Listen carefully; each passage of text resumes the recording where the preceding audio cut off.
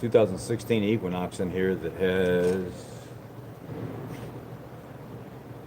looking at the paperwork, it has 121,000 miles on it. And it was in here the other day for, it had a check engine light on, it was low on coolant, and they wanted me to check it out. So the check engine light was a timing advancement code. I figured it might be low on oil, or it might be the way it's starting, something may be off. So I checked the oil was new and it was full. Then I checked coolant level. I couldn't find it leaking anywhere external of the engine. So there was no leaks external. So I figured what I'll do is I'll just top it off and I'll burp it, right? So I topped it off and I burped it. Took about a gallon of coolant almost. Finally got heat back inside the car. And again, I can't see anything leaking. At this point, it's not overheating anymore with the right amount of coolant. The heat's inside the car. There's no issues at all. Customer left for a couple days. Came back and said, hey, I'd like the TPMS sensors installed on my engine. So here we are. I bring it in for the TPMS sensors on the engine. Or not the engine, but on the all 4 TPMS sensors. And that did not fix the problem. So with that not fixing the problem, I'm left to okay. I'm getting a little tongue tied here. TPMS sensors, because this is a frustrating issue. TPMS sensors I could take care of that, not a problem.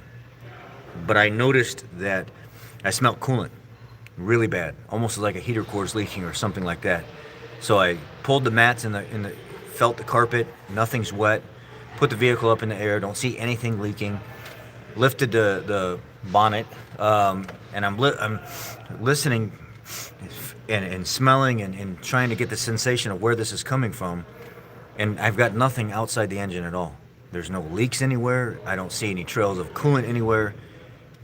So I'm like, you know what I'm going to do is I'm going to pressure test the system. So I've got my pressure tester out. Let's see.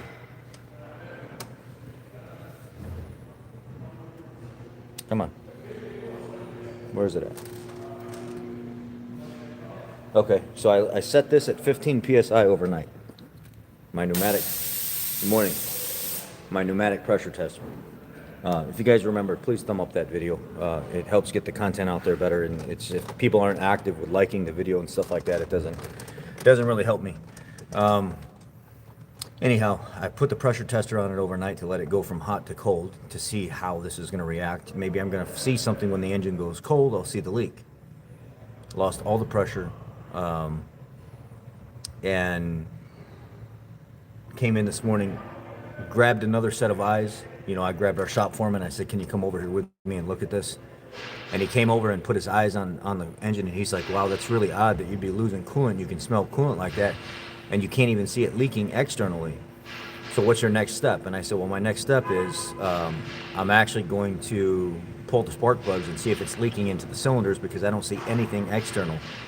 And he said, I think that's you're going the right direction. He said, I don't know a lot about GMs, so at this point, I'm trusting that you're going to be able to follow your own critical thinking to go in the right direction. And he said, if that was me, that's exactly what I would do as well. Now at this point, you've checked everything external. You checked the carpet, you don't see it leaking. You've got underneath the vehicle with it running, you don't see it leaking. You pressure tested it, you still don't see any leaks. It's got to be burning. Exactly. So at this point, pull the spark plugs and see if you can see any indication, because of the cold start misfire, P050d, the random misfire, it's got to be going inside the engine. And these Ecotech 2.4 liter junk engines are known for that. They're known for timing chains grenading. I've got one in the parking lot right now. It's a 17 Terrain. The timing chain just took a shit at 70,000 miles. I mean, literally sounded like 100 woodpeckers going off underneath the hood. It finally made it here. The customer sent me the video of what it sounded like, and I was like, yeah, it sounds like that engine's about to come apart. It came here. I went out there to verify where it was coming from, and on the first crank on that Ecotech engine, the chain freaking busted apart, probably kissed valves and stuff. I don't really know. I told the customer at this point, I don't really want to go into this thing and put a bunch of timing chain stuff in there. I'd like to put a good used engine in this. And they were like, no, because the next good used engine is is going to do the same thing probably. And I said, more than likely, yes, you're right. It's going to be a crapshoot. You don't know what you're going to get. So they were like, you know what? At this point, I'm going to get rid of the vehicle and I'm just going to sell it to auction. I don't even want any of these junk GM, Ecotech, anything. And honestly, since like the late 2008, 2009-ish and on, I haven't really liked any of the SUVs that GM has put out. They've been pretty trash overall. I mean, there's some that some people swear by, but overall, just junk. It's just really, really junk vehicles. It's been absolutely atrocious. 2007, 2008 is kind of like when everything started to go downhill, and it's been downhill since then. It's even the new shit that's out on the road right now. The engines are going at 5,000 miles, 500 miles. The 6.2s are blowing up. The 5.3s are dropping lifters and stuff. It's a timing chain of oil consumption issues with the small bore engines. So no wonder why GM is coming up with a whole new line of engines. The 5.3 is going to a 5.7. The 6.2 is going to a 6, whatever it is, 6.4 or 6.7, I forget exactly what it is. And then the diesel's changing, so it's absolutely, it's terrible that they've had to go in and redesign everything because they can't put out a reliable product. Anyhow, I want to get these ignition coils out of here. I'm holding on to my 2018 2.7 liter turbo MKX for as long as I can. Great setup, very reliable. Love the 2.7 MKX. Somebody was actually just asking me the other day if I can find any decent 2.7 liter Lincolns up here, or even Ford SUVs up here with that setup. And I said, you know what? Most of those people don't even trade those in. Most of the people that have them, they do not get rid of them. So it's going to be very hard to find something in good shape up here in the north, in the Salt Belt, that's worth a darn, because the people that have them, they just keep them. They don't get rid of them. I would love to find a 2.7 liter all-wheel drive twin turbo Ford Fusion Sport. I would love to find one. I'd almost rather have one of them than I would like a Mustang or something like that. Just because it's all-wheel drive, they perform extremely well. They beat the dog snot out of Camaros and Vettes and everything off of the line because of the all-wheel drive. You can tune them and build them to almost 400 horsepower with no problem from factory. There's tons of mods for them. Anyhow, I want to get to pulling the spark plugs on this. That's my next step now. So if you guys don't mind, I'll be talking with you over here on the side, if I can get it to stay, and then we're going to go from there.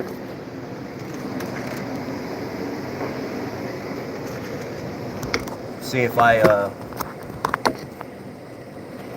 what's up, man? That seems like a pretty good spot right there. I mean, I know you can't quite see everything on the end. Maybe right there. That's better.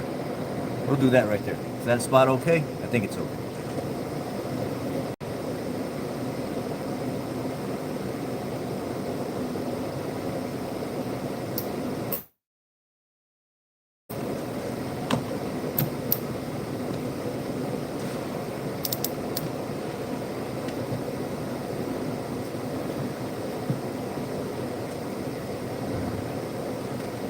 Well, let's see what we got.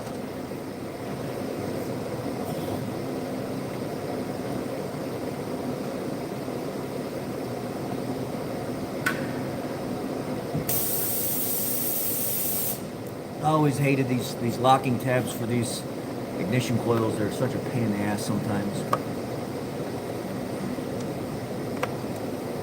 Okay, that one wasn't, for sure. That one was not. Ow, that hurt. Don't start the day this way, Rich. What's up, man? What is up? As you guys can tell, I'm not a huge fan of a lot of the... Ford had some good years in the 2000s. You know, I want to say 2011 and up, they had some good years, and then they had a lot of bad years. So even Ford is no saint. Even though Ford has had the most recalls, at least they're owning up to it. Where Chevy keeps trying to sweep a lot of things under the rug and not even issuing recalls because they're trying to save the money. And I understand that's just business. But overall, I think for years, Chevy has put out a lot of garbage. I want to say comfortable cars, for sure. They have a nice, comfortable ride at times. little cheaply built, I would say. But overall, kind of a garbage product. And that's just my personal opinion. You don't have to agree with me. It's just what I see in my side of the. See, I have a little bit more room to talk than most techs do because of the amount of things that I've done in this field. You know, I've been a tech for Ford. I've been a tech for International. I've been a tech for independent shops. I've run independent shops. I am a recon tech where I see a variety of cars, a used car tech at a dealership where everything comes through the door, from performance vehicles to economy shit boxes to electric vehicles. And I get a real good feel on what I would and wouldn't buy. And honestly, Chrysler and Chevy products are by far the worst vehicles that I touch. The most shitty, like customers don't take care of them, they just trash them. They're just a basically throwaway vehicle.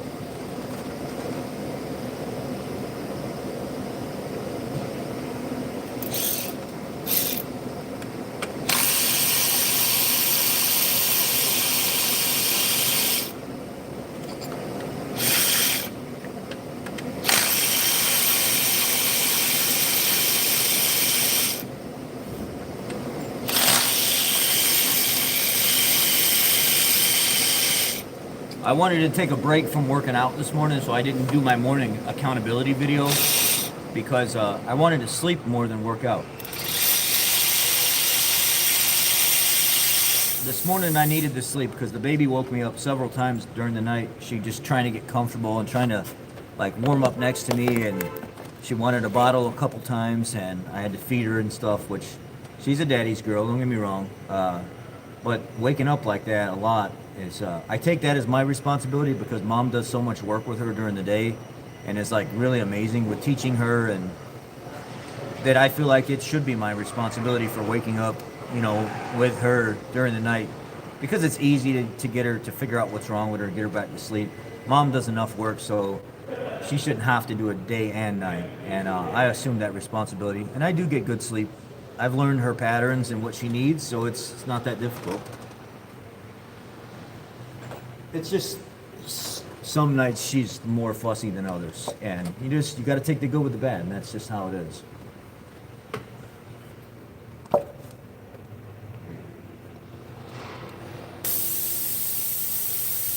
Do I think the 5.0 and the 6R80 is a real solid combo? Are you newer here? I'm just asking because if you weren't newer here, you definitely would know the answer to that already without having to ask. Does somebody in the chat want to help out that is? Impress me. Show me how long you've been here. Somebody in the chat want to answer that question for me?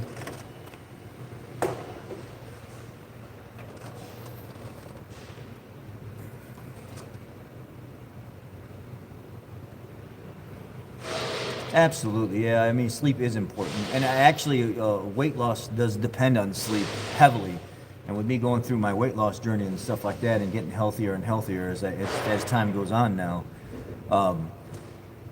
the more you sleep, the better quality. Not the more, the better quality sleep you get. The actual more your body can process and rid itself of visceral fat and stuff the most efficient way. You actually lose more fat while you're sleeping in some instances than you do while you're awake.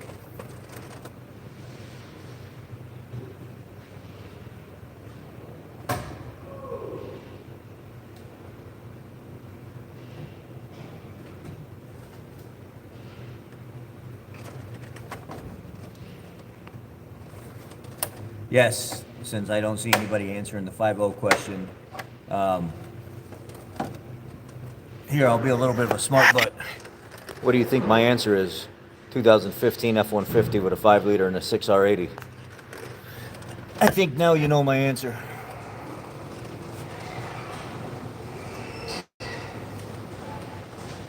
These 5.8s.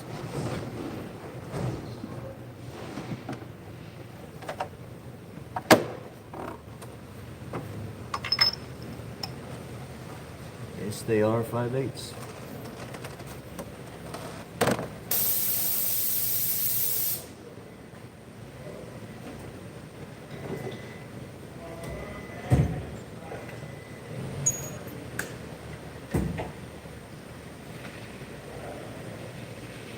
It's snowing. Snowing, snowing, snowing. Snow is blowing.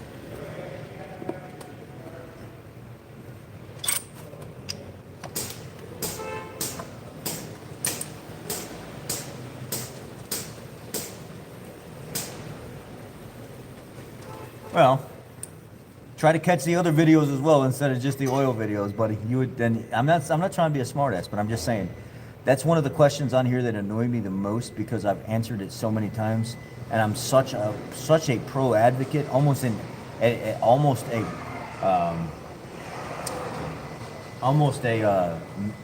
militant at talking about the 50 and the 6R80 that I'm surprised that people even ask that question because I talk about it so much on this channel.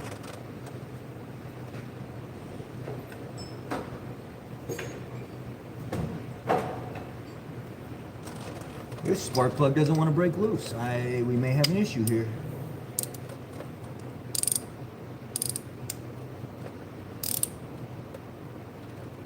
Oh yeah.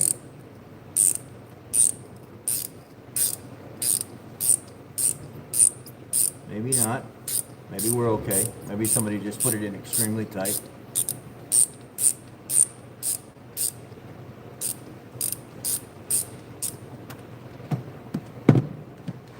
I can't wait to see what the inside of the cylinder looks like.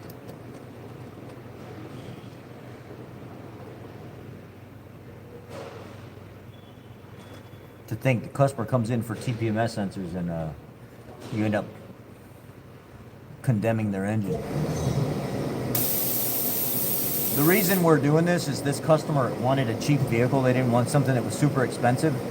And we only had a handful of vehicles on the lot that were kind of cheap, that we were kind of iffy about selling.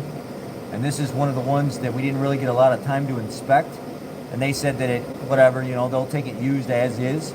But my general manager,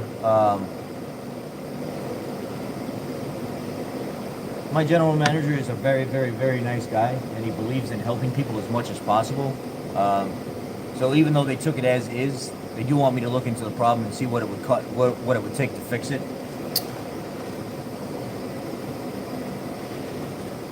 And these spark plugs look like absolute dog crap, and it's full of oil. So this valve cover gasket needs to be replaced as well.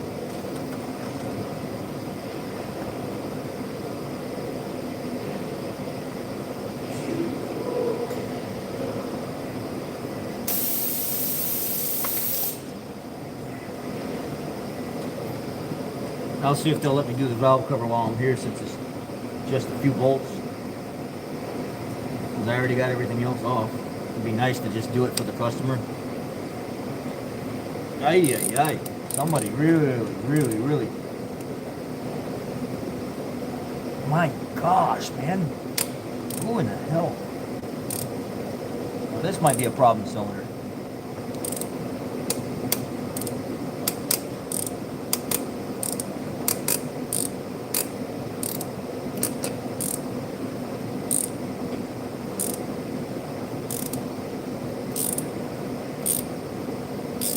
See, I'm not trying to break one of these spark plugs off in this head, because if that's the case, that's not going to be good.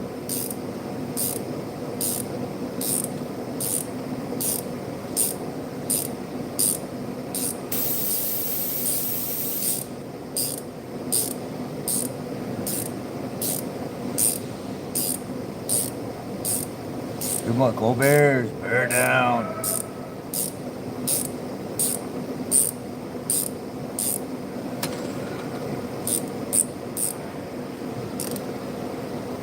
I was gonna go out and try to get like a, what do you call it, like a 16, 17 Mustang with a 5-liter in the RS3 package.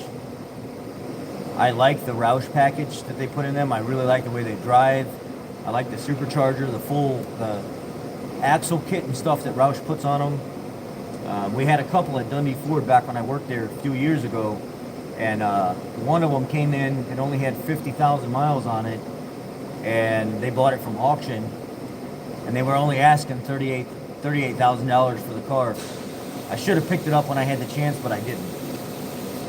Then there was another one with 60,000 miles on it. It was an RS3 package, and they only wanted 20, 27, 28 for it.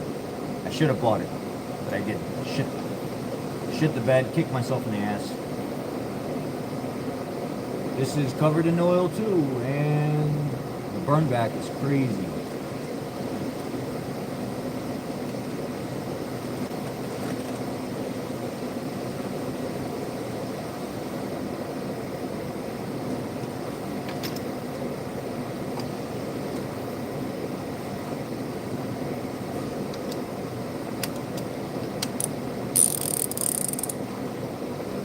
Okay, that one wasn't as bad.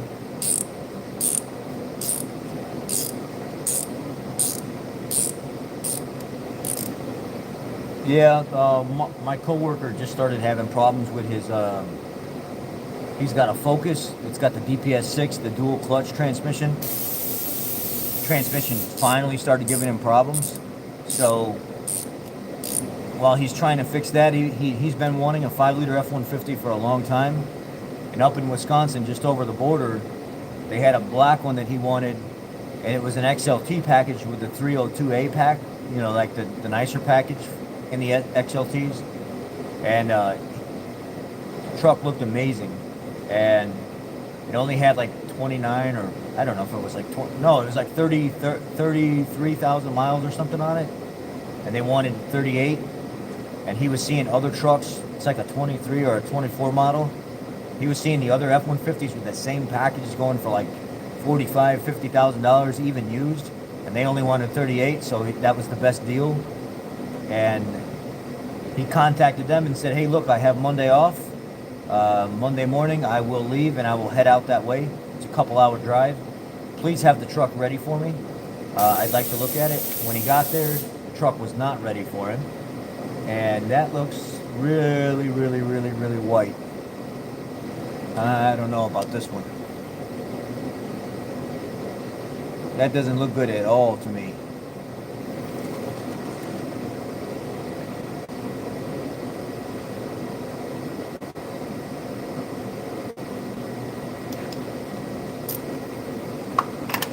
And when he got there, the truck was not ready, but they were really nice to him. They hurried up. They got the truck to the dealership. They were going to have it cleaned. They sent it to their detail shop. And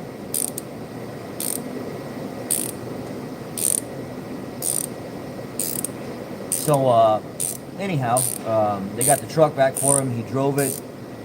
They knocked a bunch of money off of it because there was a spot on where the plastic bed rail goes down the side of the bed. They had to drill bigger holes because I think somebody used it as a work truck. And they put like a pipe or something down in there to put like a metal rack over the bed. And because they drilled a bigger hole in that spot than the square one that was there, they made a round one just to round it out. They were like, we'll knock off, a couple $1,000s because of that as well. You can't really see it. It's not really an ISO or anything, but because it's been modified, they were like, we'll knock off, several $1,000s for that. And he got it at a good deal because he could have spent $10,000, $15,000 more for that truck, and he only spent 38. Put like $10,000 down on it, and he's only got like $450, $500 a month payments on the truck. Truck payments nowadays, it's absolutely ridiculous. People are paying between $700 and $1,400 a month for truck and SUV payments, even with good credit. It is absolutely out of control. Absolutely out of control, man.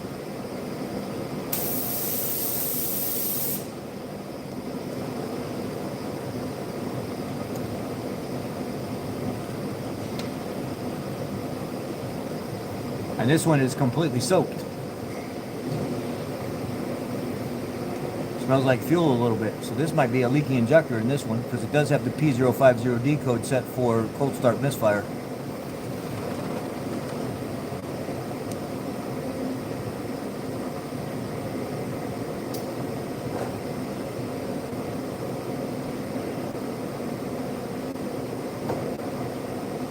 Alright, now I'm going to put a camera down in there and probably put pressure back on the cooling system and then try to monitor it.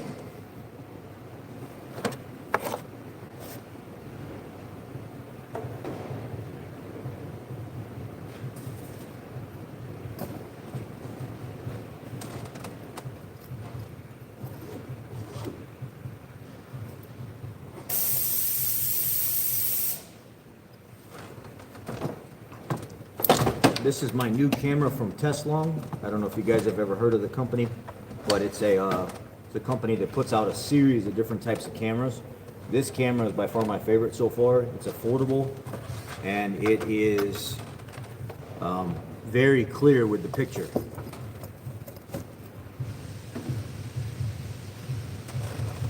And I like the fact that it doesn't come in multiple pieces, it's one piece. They do have a series for your phone and all that as well, so you can plug into the bottom of your phone. But I don't really like those. I like the ones that are all like one unit. The picture's very clear. Morning. Thoughts on working as a parts advisor? I mean, just let's put something in context here. Being in the parts department in general is not an easy job. There you can actually see the leak around the seal here, where the oil's coming through. It's a very, what would you call it?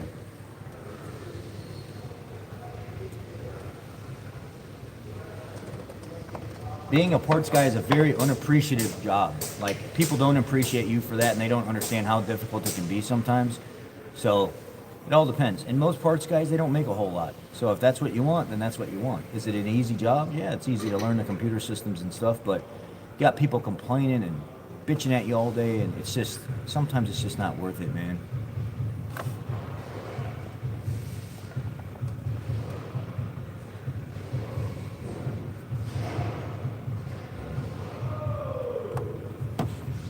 This cylinder doesn't look terrible. It's pretty clean, it's not wet. Even when I pulled it back here and I could see some of the valves. Well, looking at the valve seat itself, the valve seats don't look bad either.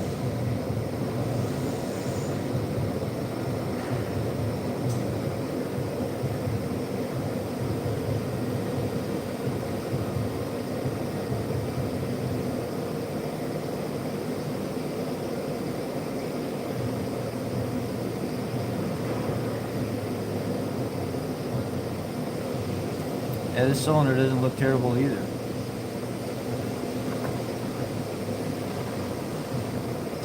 No moisture buildup. Crosshatch looks real good. No excessive carbon. Now this is the one that had the white ashy plug. It looked like it was fouled out.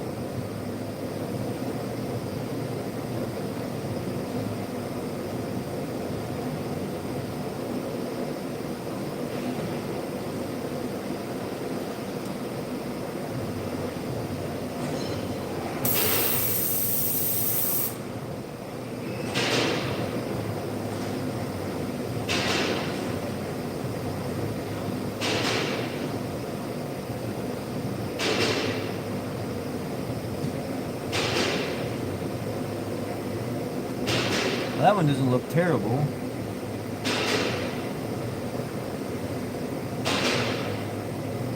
And there you go.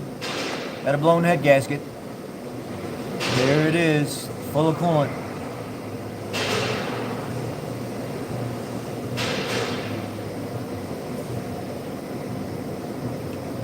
So let's try to pressure test it at this point and see. It's full of coolant. So if I would have tried to start this engine, then I would have hydrolocked this engine probably, or I would have bent the valve or snapped timing chain or something would have went, more than likely. Let me put some pressure on it and see if we can identify the leak actually coming out of the cylinder head. I mean, I know it's pointless at this point. We shouldn't have to do that, but I'd say let's just do it. Oh, let's just do it. Just for the heck of it, right? I think it looks cool to see where the failure's at and actually seeing the stuff leak between the gasket seals. To me, that always makes me feel like super good. Like, I mean, it just gives you that warm and fuzzy. Now, let's do it. No wonder why it smelled like coolant so freaking bad in the engine bay, and then partially inside the car as well. It's because the engine's burning it. Engine is no good. No good. Mr. George. How much you pay the new guy? $20 too much money. Maybe $10. No, $20. Too much money.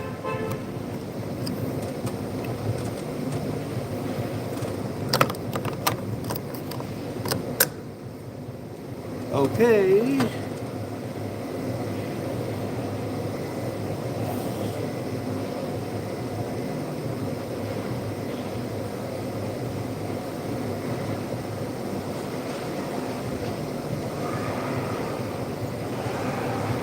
Let's try to get an idea on how bad it is. The cap says 15 psi is what it holds. And we're going to put in 15 psi. So this is a pneumatic one. I don't have to sit here and pump it. It hooks straight up to the air pressure line. I turn the valve on right here, and it goes to wherever I set it.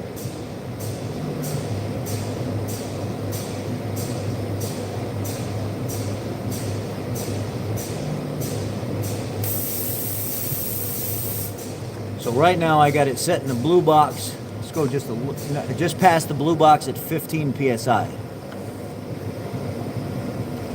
Now I'm going to shut the valve, unplug the air line from it, and it will hold 15 psi unless I have like a defective line or something like that. So now let's put the camera back down in there and see if we can see it leaking.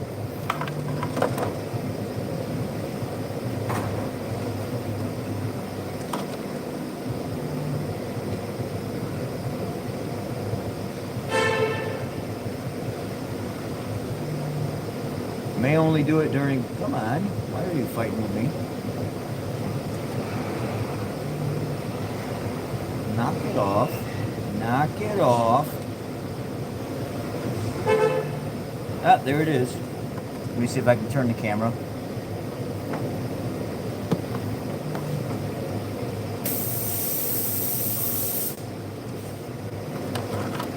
Come on, damn it.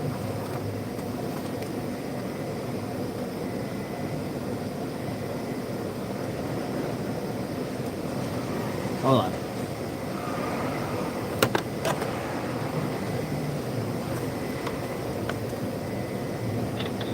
Come on.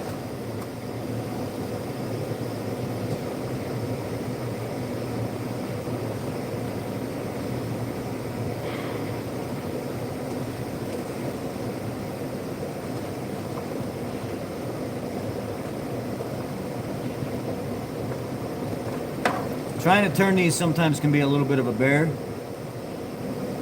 I'm looking for a specific angle.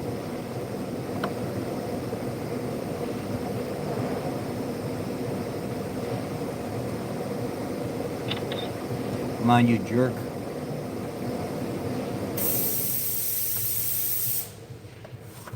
There it is. I don't know if you can tell or not, but it's streaming. Right here, there's a line that's building up. And then you can see it's streaming right down into this puddle of coolant.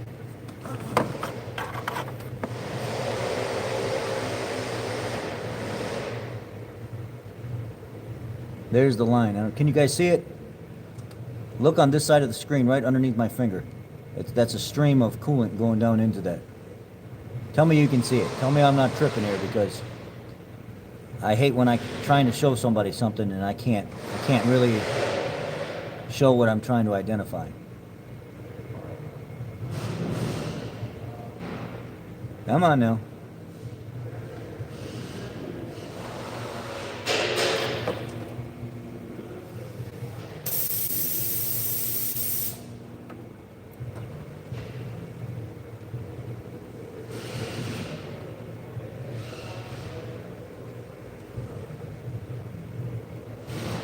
Yeah, there's like coolant droplets and stuff all over inside the cylinder, everywhere. It's not leaking just from one spot.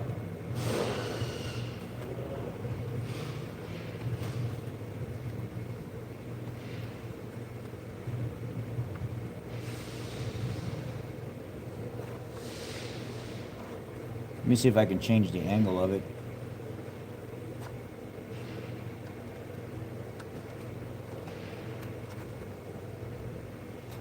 Come on, man. Fucking fight me like this. It's gonna piss me off. Sorry. Just get aggravated when I'm trying to show you guys something and I can't.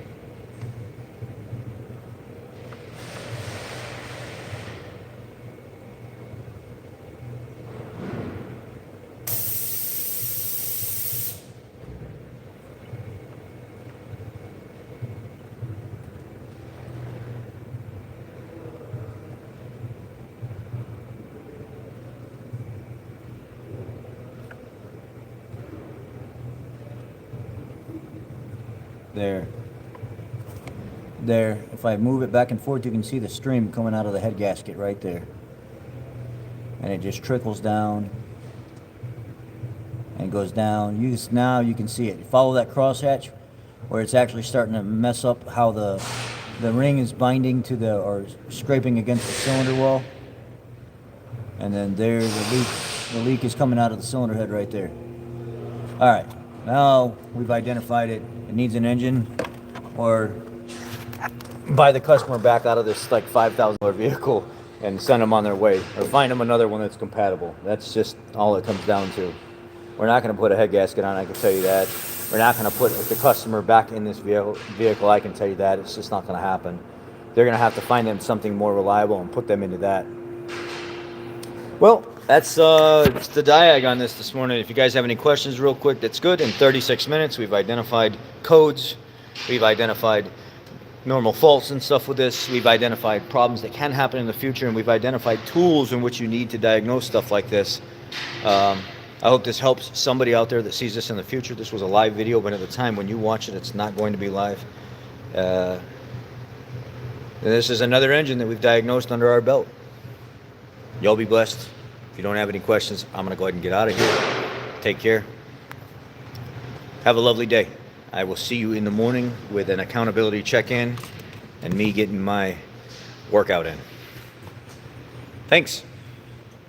I'm out. Be blessed. Love y'all.